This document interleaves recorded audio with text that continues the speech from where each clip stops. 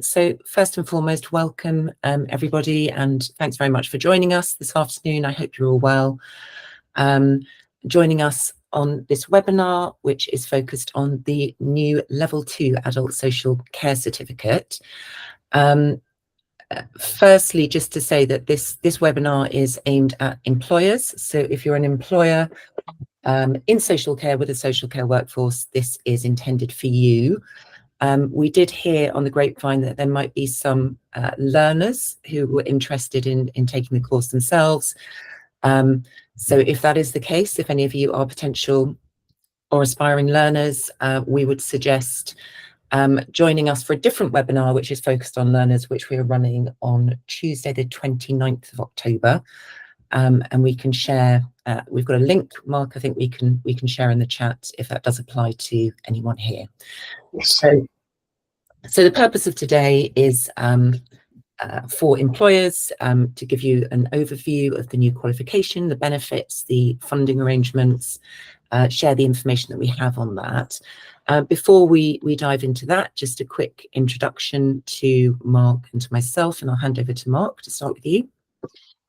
Hello everyone, so I'm Mark Story, I'm Head of Learning Innovation at FuturU. So my team are responsible for the non-regulated training content and our online learning catalogue, but also pulling together the online learning modules for the care certificate. Thanks, Mark. And I'm Sian, I'm Director of Education at FuturU. So working closely with Mark and other members of the team, I look after all of our regulated qualifications and activity, and we'll give you an overview of some of those things in just a minute. Okay, so Nelly. As mentioned, what we'll be covering today, a brief introduction to ourselves, FuturU, what we do and our focus. An overview of the new Level 2 Adult Social Care Certificate and how it differs from qualifications and training that was pre-existed in the sector. We'll share with you what we know about the government funding situation and give you some advice and guidance on that. And we want to try and leave time for as many of your questions as we can. We will run through some slides, we'll run through the presentation, and please feel free to post any questions as we go into the chat, and we will pick up as many of those as possible at the end, and also we'll share any resources we think are going to be useful following on from today. So moving on, a very quick overview of FuturU, who we are and what we do. So we are a training and development provider and a learning platform with a mission to empower health and social care professionals to achieve their potential. We're very driven by mission and values that high quality, engaging learning should be freely available to the end user, to learners, and in supporting the health and social care workforce. And I guess there are three main pillars to what we do. Mark's alluded to that already. Firstly, our social care learning offer and platform. This is a tech-driven catalogue of e-learning content on an admin platform to support a community of employers and learners, and that comprises over 100 CPD accredited courses.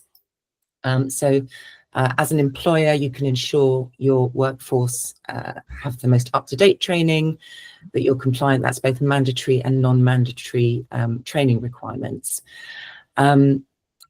These are certificated, so learners can access their certificates and evidence their training. And as I said, there's over 100 CPD courses available covering all aspects of health and social care. And I think, Mark, a community of around 90,000 learners on the platform. That's right. Very excitingly, this year we've also been nominated for a number of awards in excellence in learning technology and learning technology design. So all of that is available via the FuturU platform. We also mentioned regulated qualifications. So we are an Ofqual approved provider for not only the new Level 2 Adult Social Care Certificate, but Scottish Vocational Qualifications in Care Certificate, of Assessment for Vocational Achievement, the CAVA qualification as well. And we're also a recognised endpoint assessment organisation for 6 apprenticeship standards currently in both health and social care and business and leadership. And we're always looking at how we can expand and develop that range of assessments and qualifications in line with what the sector needs. So that is a very potted overview of FuturU, and we'll turn now to telling you a little bit more about the new Level 2 Adult Social Care Certificate. Thanks, Mark. So we are seeing this as a very exciting development. The new Adult Social Care Certificate is actually part of a wider set of thinking and reforms from government and other sector stakeholders around how to develop the workforce, how to professionalise the workforce, and how to recognise progression in terms of professional development. So unlike the previous Level 2 certificate that was around, I think for probably around 10 years or so, which was a set of standards, the new Level 2 Social Care Certificate is a fully recognised qualification, setting sort of high standards in terms of assessment and recognition of development of those skills. It's also designed to be portable, so somebody undertaking this qualification will have that with them as they progress through their career. And it's been developed by the Department for Health and Social Care in collaboration with Skills for Care, and we are recognised as one of the providers that can offer it by both DHSE and Skills for Care. So it builds on the standards of the existing qualification, but we think goes above and beyond and really enhances those. And I'm going to let Mark walk you through some of the benefits of this.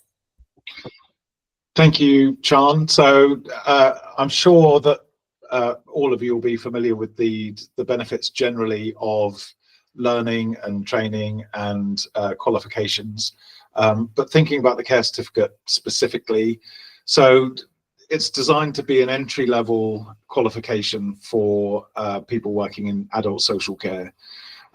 So what it does, and we'll have a look at the content in a moment, but it really does provide the foundational skills and knowledge that are required within an adult social care setting. And because it covers, and this will be similar to the previous care certificate, things like duty of care and understanding your own role and responsibility and so on, it's a really important set of standards to explain to a care worker how to provide that high quality care. And because it's entry level, it can really structure and simplify your onboarding. So it provides a set of standards and a real consistent benchmark of standard to ensure that your staff coming into the organisation have core skills and knowledge that they need. The intention of this Level 2 is that it becomes the first part of a career pathway, a care career pathway. So Skills for Care are working on additional levels and planning how that pathway is going to unfold. But the intention is that once somebody achieves a Level 2, then they will be able to develop their career further by achieving a Level 3 and higher levels still. So people getting on board now, I think, are going to find themselves on the first rung of a new care workforce pathway, which we hope is going to professionalise the sector by way of recognising the excellent skills and knowledge that the sector has. But also, it's important that whatever it is that we offer and whatever this qualification provides, that it actually results in improvement of experience from the people that receive care from us. So and certainly the way that we've designed our learning program for this, it's really about a phrase that we call action intelligence. So equipping care workers to really understand what to do in certain situations. And I think that's hugely important, because care is a kind of contact sport, and it happens in moments. So we don't want to fill people's heads with theoretical knowledge. We want to make sure that it is applied knowledge and applied skills that people are being equipped with to ensure that it makes a positive impact. In terms of what's covered on the new qualification, so those of you that are familiar with the previous care certificate will see this as looking very familiar indeed. What it does is it kind of bumps up the learning outcomes on each of these 15 units, and it provides more clarity about what the standard is that is expected to be achieved. So each of these, while familiar and similar to the previous care certificate, each of these units has got within it more clarity. And in the bottom right hand corner, you'll see awareness of learning disabilities and autism. So within that unit, it recognises the need for staff to engage with the Oliver McGowan training that is now a mandatory requirement for people working in the sector and coming across people with learning disabilities and autism. So it's been revised, all of these units have been revised, but there is still this kind of familiar feel to the titles and the units that are presented in this qualification. How does it specifically differ from the old care certificate? So Sian has mentioned this is a regulated qualification. We've had to go through Ofqual approval and demonstrate how we deliver this qualification to get approval to deliver it, and to deliver it and access funding from DHSC and Skills for Care. So because it's regulated, it means that there is a consistent standard across England, and that means that it's more portable as a result. So somebody in Sheffield moving and going to a new employer in Southampton or Worthing, you can be assured that if they've met this standard, it is a consistent standard across the nation that it's being delivered in. Learners will undergo a formal assessment as part of this qualification. So in FuturU, we have a team of excellent assessors who are all kind of current practitioners in adult social care settings, and they will be undertaking formal assessment of the learners. Previously, it was down to a manager. There was a level of subjectivity that could creep into the previous standards, but now there's this consistent standard that trained assessors will be required to meet. Previous care certificate had no funding available, and we will talk about the funding for eligible learners, and we'll talk about eligibility criteria in a bit, but there is funding available for this, and that's an important aspect of this. The previous care certificate was standalone. This, as I mentioned, is the first stepping stone on a new care career pathway. So people achieving this level 2 will then be able to achieve higher levels and develop their career, and hopefully support retention and attraction into the sector. The new qualification takes a bit longer than the previous care certificate to complete. So it's going to take about 6 months. Of course, a very keen and motivated learner will be able to do it sooner, and somebody who may have other commitments can take a little longer. So it's flexible to fit around you, your team, and the learner's requirements. But we anticipate that it's going to take about twice as long as the previous care certificate. There is a learning element to it, and there is an assessment element to it, which is slightly different to the previous one. And while the previous care certificate was down to you as an organisation to kind of administer, this is now very much a partnership approach between yourselves, the learner, and ourselves to make sure that we are meeting those consistent standards and supporting the learner as best we can. So there's some of the differences. Again, if you've got any questions, I'd encourage you to post them in the chat and we can address them afterwards. What I want to talk about now is a bit about what I think is a unique approach to the learning that the learner will undertake. So of course there will be work-based learning that you will be wanting to provide new entrants or your staff. And we will talk to you as part of the onboarding process to make sure that our activity kind of dovetails with that. But we will be providing a very comprehensive set of learning modules to the learner. And what is different about these is that they are not based on kind of abstract units of health and safety or duty of care or moving and handling. They are scenario based and story led. And what we mean by that is that they represent real care situations that the learner is then challenged to navigate. And by navigating those care situations, those relatable care situations, they're bringing in all of that knowledge. When we're looking after somebody, it's not just health and safety that is our consideration. It is all of the standards, all of the time, all at once. So we think our unique approach equips learners in a much more practical way to support their caregiving responsibilities. And just to show you what that looks like, so this is our lovely cast of characters that the learner will come across. And just to pick out a few of those characters and explain how these stories unfold, we've got Ramin on the left-hand side.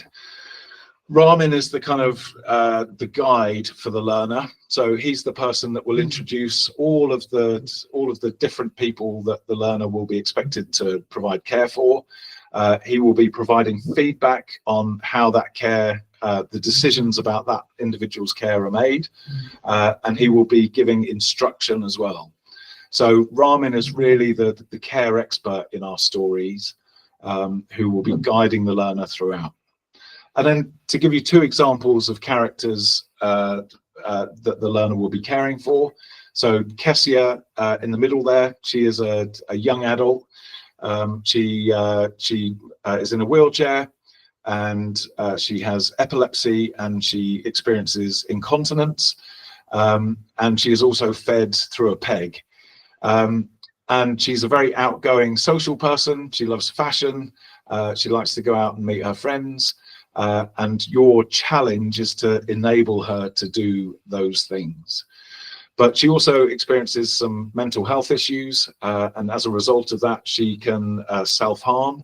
So the learner here needs to build trust and a relationship with Kessia in a way that her self-harming can be supported and managed.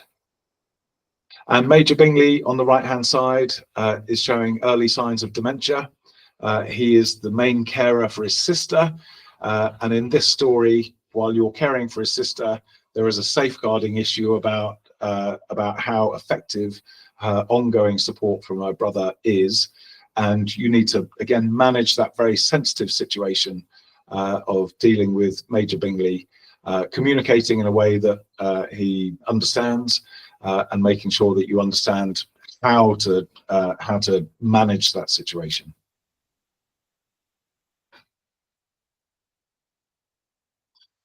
So that's a little bit about our story-led learning, which, as I say, we think is unique. And I'll pass back to you, Sian, for government funding. Okay, thank you. A quick run through what we know so far about government funding. There was funding mooted and planned for this qualification pre-election. Obviously, there was then a bit of a hiatus with a change in government and summer recess.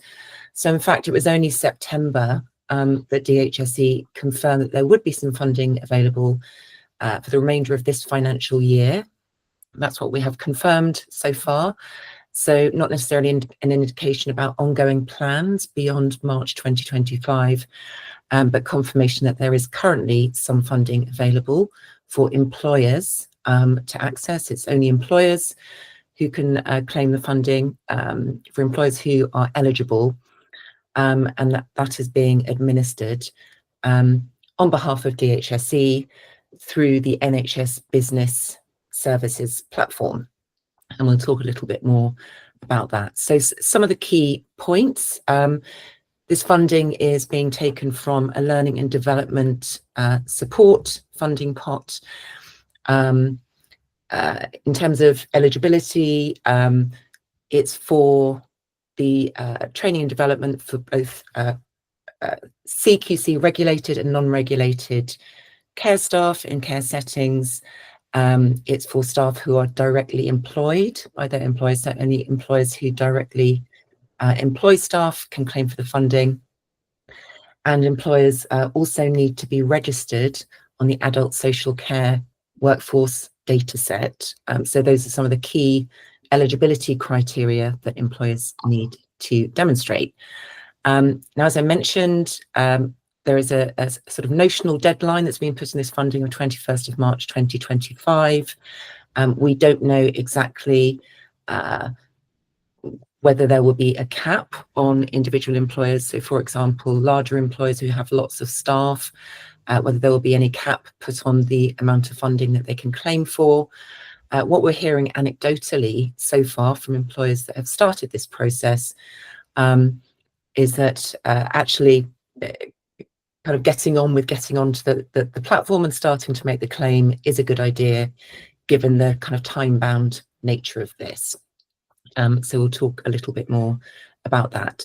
But certainly the new level 2 is one of a list of qualifications that is covered by that funding. So it's a great opportunity for eligible employers. So as I mentioned, a few eligibility criteria. Employers need to be providing an adult social care service, directly employ care staff. Those staff currently need to be age 19 or over, but provided they are eligible to work in the UK, they're directly employed. It's open to staff who are recruited overseas as well. So if you are not registered on the adult social care workforce dataset, that's the kind of first step in securing that, demonstrating that eligibility to apply for the funding. And then the process thereafter, as I mentioned, is being administered through the NHS Business Services Authority on behalf of DHSE. It's a digital claim service. Employers, first of all, go onto the platform, register an expression of interest, and they're then invited by DHSE to be onboarded, after which they can start the process of making a claim. The funding is phased so that employers will be reimbursed 60% of the total course fee once their staff are enrolled on the programme, and then can claim the final 40% when staff have completed the qualification, and evidence can be provided of that. So those are the kind of headlines in terms of eligibility and access. Okay. So in terms of our process and our charging model, really we want to make this as simple and effective for employers as we can. We pride ourselves on flexibility, on taking a very flexible approach, and that's what we're trying to do here. We recognise this is a new funding mechanism. Employers are sort of finding their way through it, so we want to try and support you with that. So the process for onboarding your learners first and foremost, as I said, this is very much being driven and has been designed with flexibility and personalisation in mind. So there isn't a kind of one size fits all. Different care settings have different needs, different learners have different needs. So as Mark said, this is really about working in partnership with you to understand the needs of your staff, the particular context of the setting in which they're providing care, and offer a flexible and a tailored solution for that. So the process is that your staff members register with us. We provide an initial meeting, initial discussion, and part of that is really, as I said, about bottoming out those needs and understanding the circumstances for the learners in that particular setting. Once the learners are registered and enrolled, and that initial onboarding meeting's taken place with you and with the learner and our team of assessors, our program team, then the learners can access the e-learning. So we know learners learn at different paces and in different ways, and we want to accelerate the process through which they can have immediate access to that e-learning content, and start to undertake the FuturU Adult Social Care Fundamentals, so those units to take them into the course. So they can access that content straight away, and they can actually access that prior to formal enrolment. Part of that enrolment process is us actually doing an assessment to understand what skills, competencies, knowledge the learners bring to the programme. As I said, it's not a one-size-fits-all. And that recognition of prior learning, understanding what evidence the learners may have already that can contribute towards the completion of the qualification, is something that happens here. And it's also about making sure everybody's clear, the learner, the employer, and us, around roles and responsibilities. And the learner is absolutely clear in terms of requirements for their assessment and what they need to do. The assessment itself is made up of a number of different parts. There are professional discussions, reflective statements. So reflective learning, reflecting on practice, is a really important part of this. And of course, observations from our team of assessors of the learner applying that knowledge in a practical way in the workplace. As Mark said, our team of assessors are specially selected. They've both got expertise in delivery and assessment of learning, but also very strong health and social care backgrounds themselves. So once that assessment has taken place, that's the final stage. We can then move on to awarding the results and the qualification for those learners, and for them receiving their certificate. Okay. So the charge for the qualification is £1,200. Now, as I mentioned, this is a new mechanism. Doing this through the NHS Business Admin Services is a new mechanism for many employers. So we want to try and offer as much flexibility as we can for this. There are a couple of options. So you can pay the full fee up front.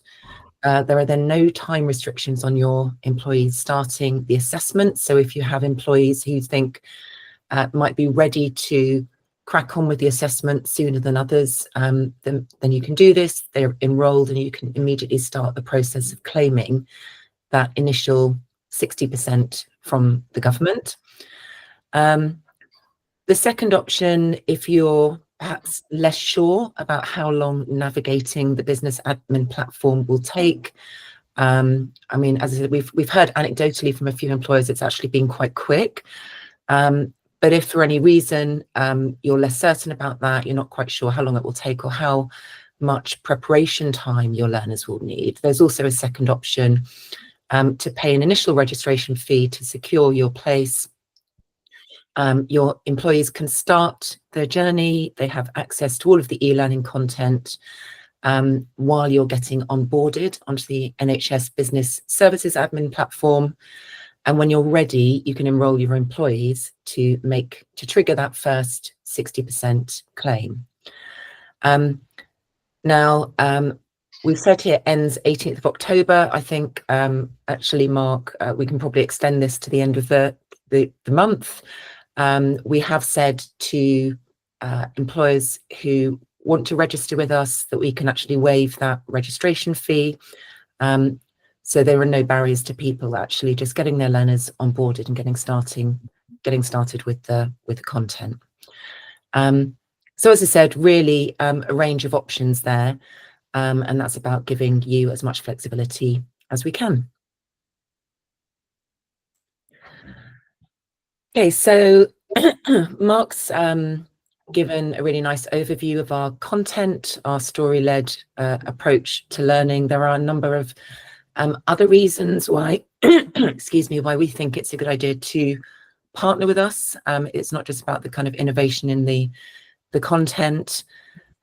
We are both a training provider and an awarding organisation. So we think that offers a really streamlined end-to-end experience in terms of the partnerships that we form with employers that we work with. So we can support you right through that process, through the actual delivery of training and the award of the qualification as well. Our platform, Mark showed you some of the content. We have a specially designed admin platform which offers support to employers, so they can assign learning to their staff. They can see what their learners are doing. And as I said, all of our team of assessors, our education team, have both deep experience and knowledge in learning and development, but also in health and social care. We pride ourselves on the flexibility of access. I've mentioned this flexibility and personalisation being very important. We know that both employers and people working on the front line of care are time poor and have a lot of things to contend with. So our learning can be accessed on multiple devices. We have an app on web browsers, and it's accessible in bite-sized chunks in ways that learners can combine with work and with other commitments as well. And as Mark mentioned, when you sign up for this qualification, for your staff to do this qualification, you're also given access to all of that CPD, over 100 courses, that community of professionals and peers. So both you, your organisation, and the learners have free access to all of that supplementary training and development as well. So we think that there's some strong and compelling reasons to partner with us. We really believe in this being a genuine partnership model with lots of support and tailoring where required. And I think that brings us to the end, Mark. So we will share with everyone the slides from today. We will spend some time now seeing if anyone's got any questions. We also have useful resources both on our website, but also linked to this webinar that we can share in terms of links to more funding information and other relevant and useful guidance. So we'll stop sharing there, and I think we've got some time, about 5 or 10 minutes, to pick up any questions, and anything we can't answer now, we're happy to follow up with. Excellent. So we've got a question that's come in. Thanks, Sally. How many observations are you planning per learner? So I think the way that we approach this, and the way that we approach this with some of our other qualifications, is there's obviously a specification as part of the qualification, and I believe for this qualification there's at least one observation that's required as part of the assessment, as I said, alongside some other forms of assessment that are happening. However, we are flexible about this, Sally. So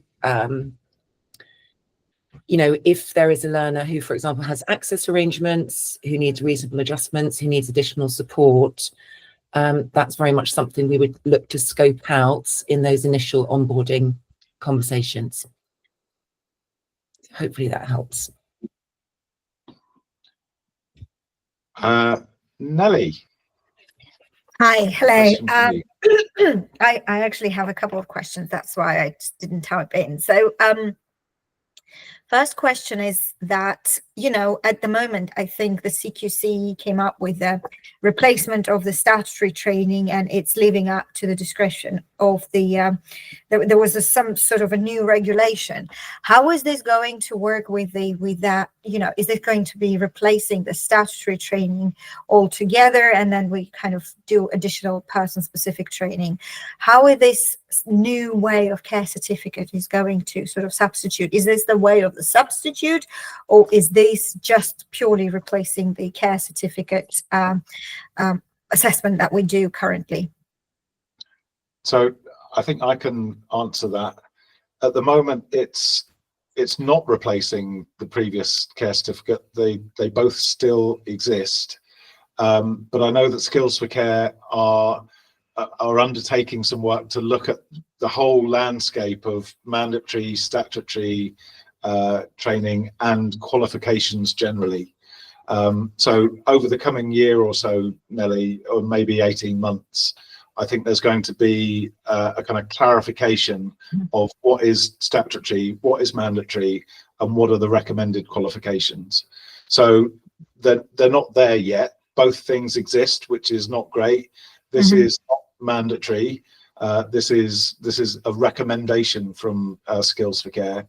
But I think in time, I mean, it's certainly our hope that there would be a mandatory entry-level qualification. There is in Scotland, if you want to register. There's one coming out in Northern Ireland. I think Wales are going that route as well. So it is, I think, inevitable that England will go that route as well, but we're probably a year, 18 months away from that. The Oliver McGowan training you mentioned as part of the as an autism module, is this going to be just the tier 1 or both tiers that would be included in that?